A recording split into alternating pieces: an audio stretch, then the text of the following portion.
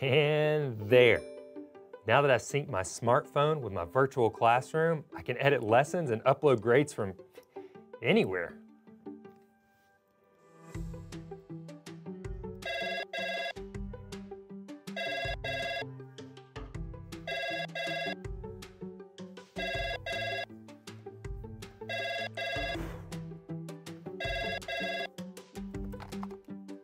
Hello?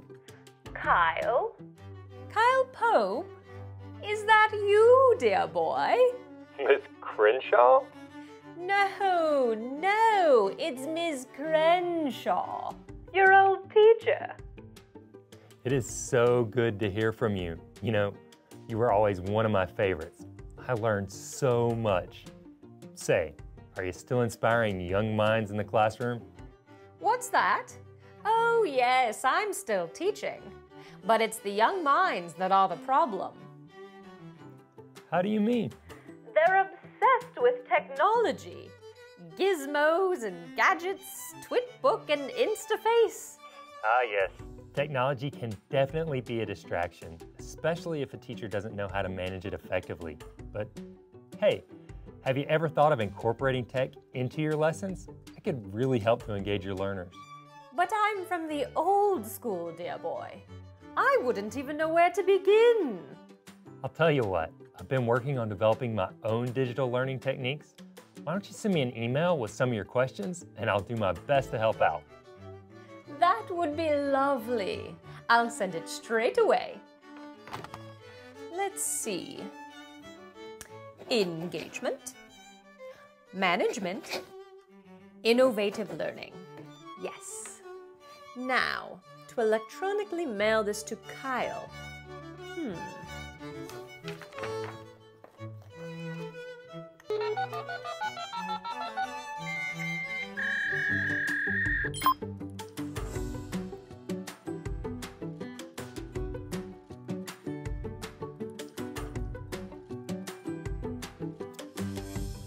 Don't worry, Ms. Crenshaw. We'll bring your classroom into the 21st century and beyond.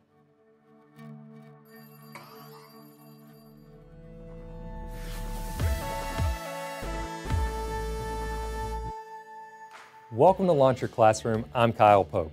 If we were to hop into a time machine and travel back to Europe during the Middle Ages, we would see a very different type of educational methodology. Quick tabulations or demonstrations of knowledge were made on bone tablets covered in wax.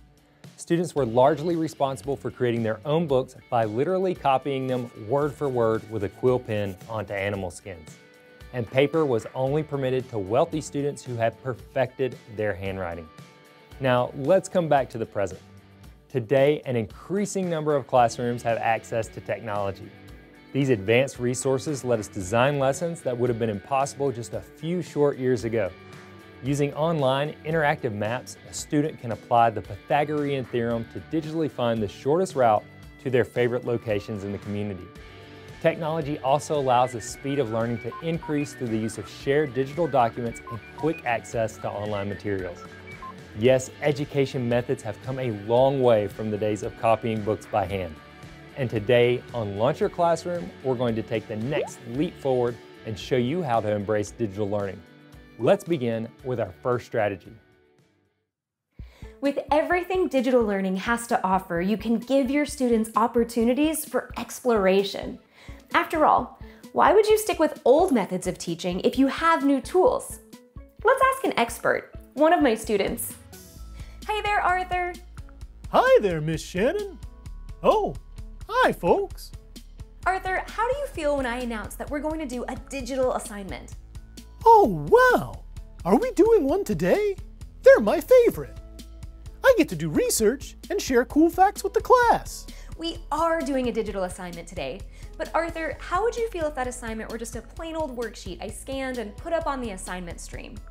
Wow, that would be kind of disappointing and boring. I mean, you have all that technology and... Wait, Miss Shannon, you didn't really do that, did you? No, Arthur. But thanks for helping me introduce the exciting thing we're going to do. Oh, whew. Digital interactive documents are assignments that take your students beyond the worksheet and into a guided adventure. Teachers design a step-by-step digital journey based on a content objective. I want my students to become more familiar with informational text. To do this, I'm going to take them on a little trip to the ancient pyramids of Egypt. I'm starting with a short game that lets them navigate the inside of a pyramid. Whoa! Show me the mummies! Oh, we'll get there soon enough, Arthur. Step 2. Give your students a quick overview of the activity, explaining every step you've included on the assignment, time limits, and expectations for the end product. Students will be excited to get started on their own, so make your directions clear and brief. I'm going to make a labeled map of a pyramid for my final product. Where do I start looking around at maps? Which brings us to step 3, curating websites for your students to visit. Remember those mummies? Well, you want to make sure your students only see educational mummies for your assignment. So be sure to choose quality educational sites for your students to explore. I chose museum websites and primary documents from explorers. Step 4, consider building collaboration into your digital assignment. Students can miss their peers when they aren't working in the same space, and discussing the process of the activity really helps. Let them share their ideas in pre-arranged remote groups before they work independently. Look at these mummies! For the final step of the digital interactive document lesson, students share their final product and discoveries with their classmates. This is my favorite part of the activity, and here's why. Students take the lead with ideas they've developed from their research, critical thinking, and project creation. As a result, they'll become more confident taking academic risks, and that is exactly how your students grow. And Anubis would weigh the soul of an ancient Egyptian against the weight of a feather on a golden scale. Digital interactive documents are great interest builders at the beginning of a unit. They also can be really effective formative assessments. You can even use them as a differentiation tool with various levels of difficulty built into the activities. Interactive lessons like these let your students build their research, critical thinking, and problem-solving skills. Start a digital learning adventure with your students today and watch them take a renewed interest in your content.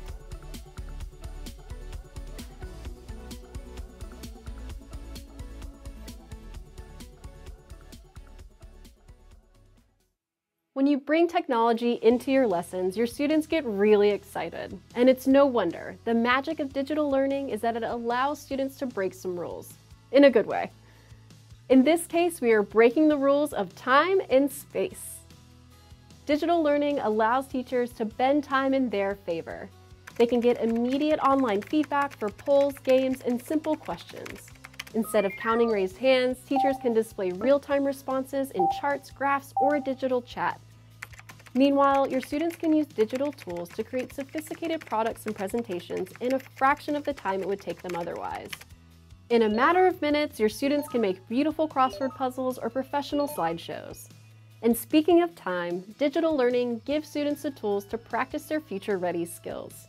It's a great reminder that their educational time with you is preparing them for college and careers. Just as classroom technology lets us break the rules of time, it can also help us transcend the rules of space. Digital learning takes your students beyond the walls of your classroom so they can experience the broader world of learning.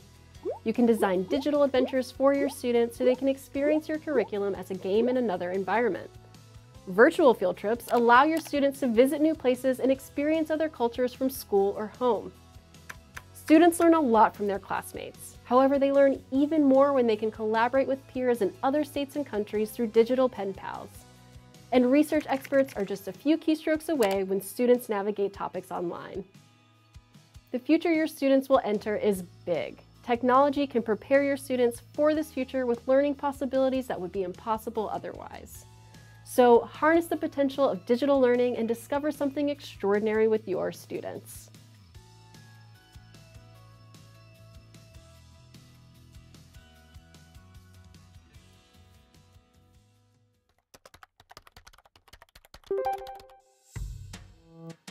Wow, a launch your chat room invitation from Miss Crenshaw.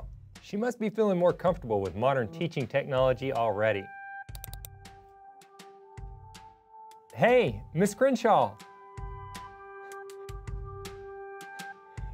You need to turn on your microphone. Hello, Kyle. How are you, dear boy? I'm great, Miss Crenshaw, but can you adjust your camera? I can't see you. Aha! Beg your pardon, Kyle. This is my first time video chatting. It's quite keen, isn't it? And it's a great way to keep in touch with your students remotely. So, how has incorporating digital learning in your classroom been going? Like a dream, Kyle. My students have loved getting to work on activities on their electronic devices, and the digital interactive document I assigned has really captured their imaginations. That's great.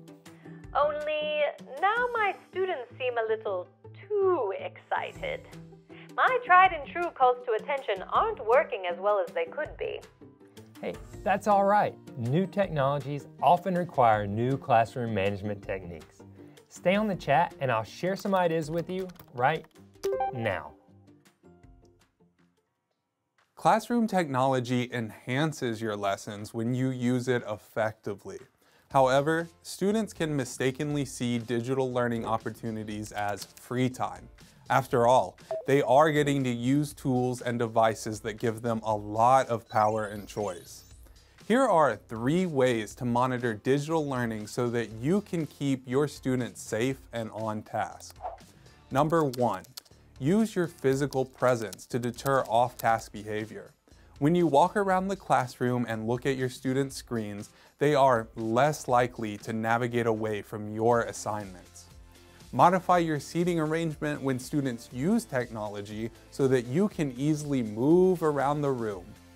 By having your students all face the same direction, you can see everyone's screens from one location.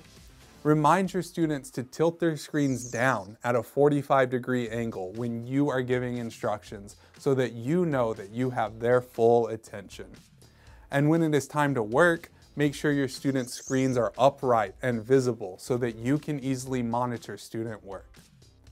Number 2, although it is always best to move around your classroom, you can also observe student screens from your desk with the help of a screen monitoring function. Most classroom technology systems allow teachers to set up their desktop computers so that they can see what all of their students are accessing on their classroom computers. Check with your instructional technology specialist or media coordinator to arrange this for your classroom. Some systems even allow you to control where your students can navigate. Number 3, once you have your students on task and focused on your lesson, keep them there with agenda slides. These are a digital version of your classroom agenda that you can project on a classroom screen or share with your students on their computers. Each slide indicates to students what they should be doing, what the teacher is doing, where to find any resources they need, and a time limit for the activity that they are completing. Agenda slides redirect student attention and remind everyone to use their time wisely. They also allow distracted students to get back on track without disrupting their hardworking neighbors. Monitoring your students will keep their attention where it should be, on your amazing lesson. Enjoy your classroom technology to its full advantage by ensuring your students are using it wisely and responsibly.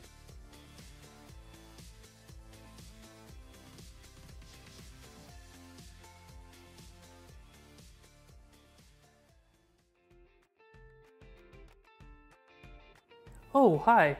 You caught me practicing my attention cues for in-person learning. I don't want to forget them because recently I've been using digital attention cues and hand signals with my students on screen. Your digital classroom is a completely different environment from your physical classroom, and it has completely different distractions from learning. I can't use my proximity to control off-task behavior, nor can I change my students' surroundings at home. But what I can do is teach, model, and routinely use attention cues and hand signals that are effective over video lessons. Watch closely. I'm about to do a screen freeze to get my students back on task. Screen freeze! We've rehearsed this cue often so students know they need to put their microphones on mute, raise their hand to show they heard me, and freeze. They're quietly waiting for my next instructions. Do your students like using virtual backgrounds? If so, try the background switch strategy. I'm going to switch my background color. As soon as my students notice, they should mute their microphones and give me a virtual high five.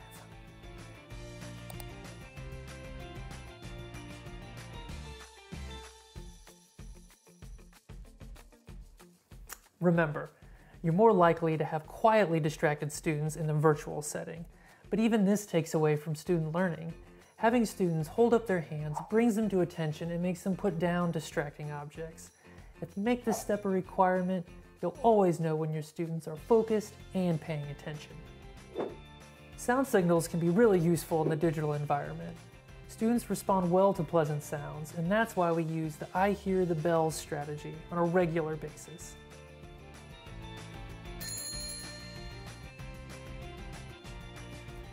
Use your classroom or school reward system when students respond well to your cues. If you teach attention cues and hand signals with positive reinforcement, students will be eager to comply quickly, and you will have more opportunities to praise and celebrate them, which goes a long way in building rapport from a distance. Sully, thank you so much for raising your hand and being ready to learn. I'm recording your classroom points now. Thanks, Mr. Roy. Patience pays off. Continue to praise your students and reward points until everyone is quiet and attentive. Waiting is uncomfortable, but it will pressure non-compliant students to pay attention and will ensure that all of your students can hear your instructions once they are quiet and alert. When students are given attention cues and signals in the remote setting, they are able to listen to your instructions and to other students. As a result, they are more likely to do their work correctly, connect with their peers, and learn effectively in the digital environment.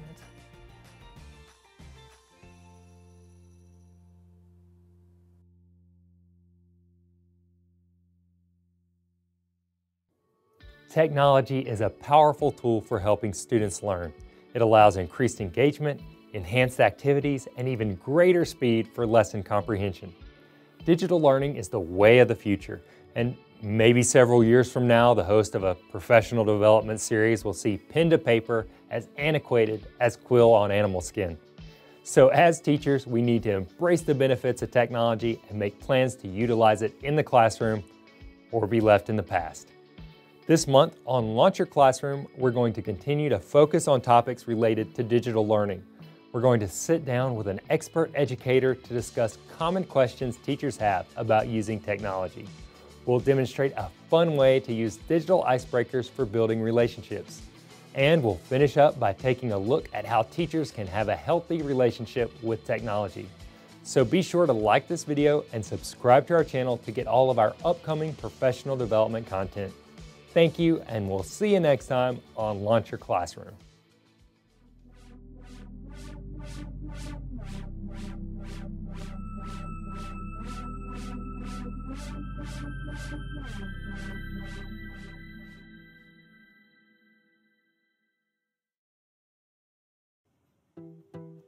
I wonder how Ms. Crenshaw is doing with implementing digital learning.